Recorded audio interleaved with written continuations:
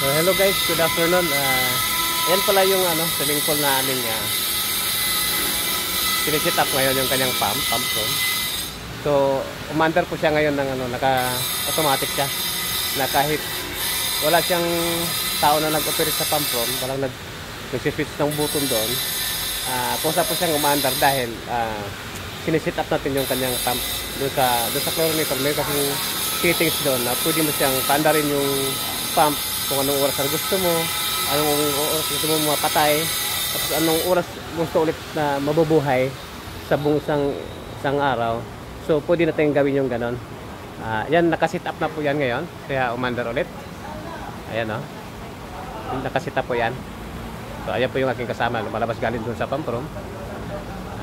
Ginagawa po namin yung settings doon para mag-automatic siya umandar araw-araw kahit walang nag-operate.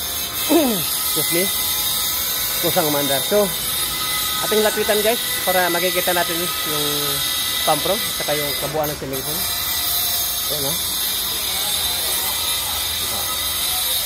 ayan, tingnan natin,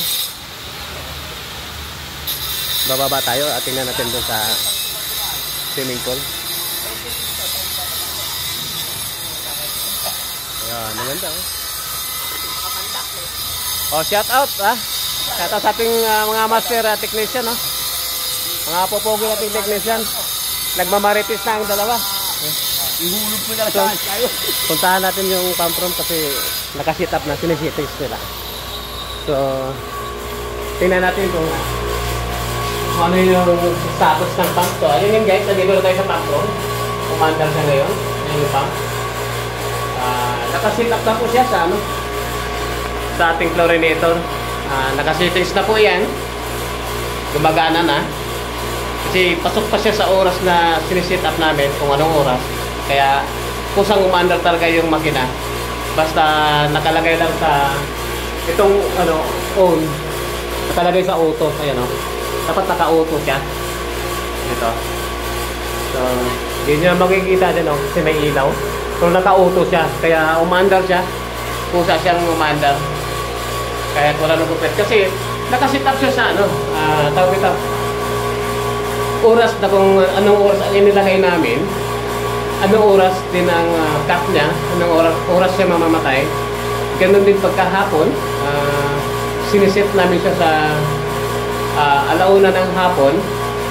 Mamamatay din siya. Ma-off ang makina mga 5 PM ng hapon. So ayun, naka-automatic na po siya na umandar sa ngayon.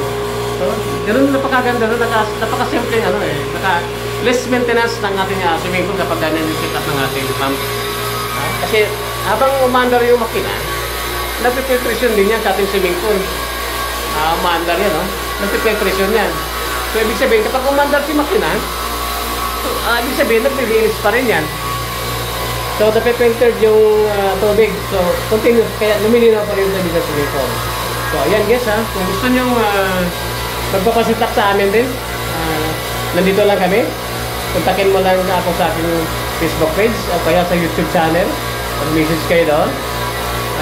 Paki-like and share na rin sa aking video para marami pang makakapanood sa video ito. Maraming salamat at magandang hapon sa ating lahat. Thank you. Bye-bye.